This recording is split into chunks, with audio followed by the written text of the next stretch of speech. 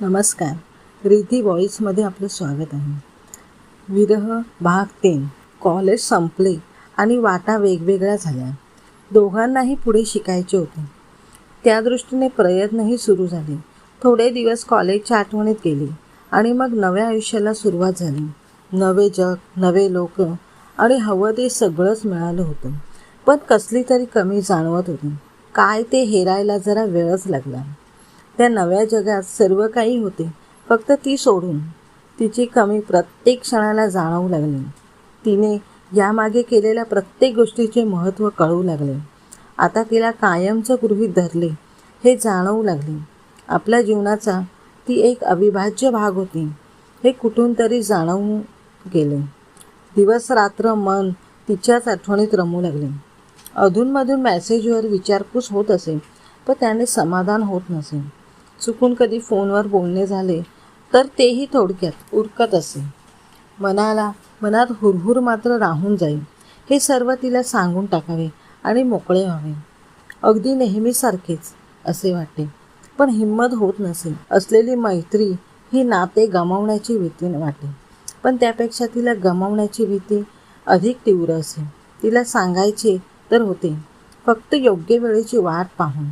शिक्षण संपवावे, चांगल्या नोकरी शोधावी आणि तिला सरळ लग्नाचीच मागणी घालावी. इथपर्यंत तयारी झाली. तोपर्यंत आहे ती मैत्री तशी टिकवून ठेवावी असे ठरवले होते. फक्त अजून 1 वर्ष वाट पाहायची होती. कॉलेजातही आता मन रमू लागले.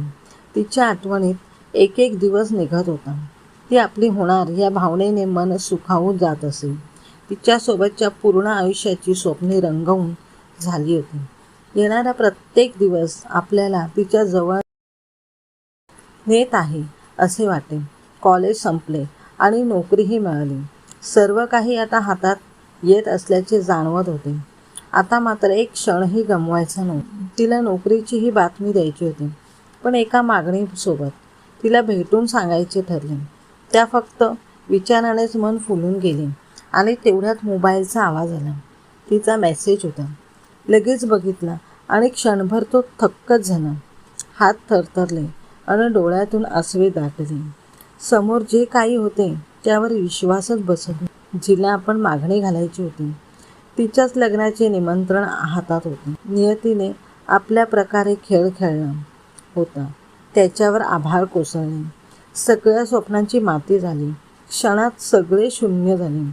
थोड्या वेळापूर्वीच जिंकलेले जग अचानक लुप्त झाले. रडू कोसळले. जीवाचा आकांत झाला. आक्रोश करण्याची इच्छा झाली, पण तो स्तब्ध होता. तिच्या मेसेजचे उत्तर दिले नाही. तिने कारणही विचारले नाही. 2 दिवसांनी व्हॉट्सअपवर टाकलेल्या स्टेटसवरून काय समजायचे ते ती समजून गेली. तिने फक्त एकच प्रश्न विचारला, इतका उशीर का? भविष्याची तयारी करता करता वर्तमानाला विसरून गेलो. त्याने उत्तर दिले, तिने सत्य केव्हाच स्वीकारले होते. त्यामुळे त्रास झाला, पण मर्यादित. त्याला मात्र सावरायला वेळ लागला. एक मित्र म्हणून लग्नाला जायचे ठरले. तिला एकदा शेवटचे पाहायचे होते, डोळे भरून. दुसऱ्या कुणाची होण्याआधी लग्नाचा दिवस उजाडला आणि समारंभाला सुरुवातही झाली. तिचे डोळे मात्र पूर्ण वेळ वाटेकडे होते. तू येणार असे मन सांगत होते आणि तितक्या समोर येणारी त्याची मूर्ती दिसली. खूप दिवसांनी एकमेकांना भेटत होते आणि तेही त्या अशा प्रसंगी. तो आला.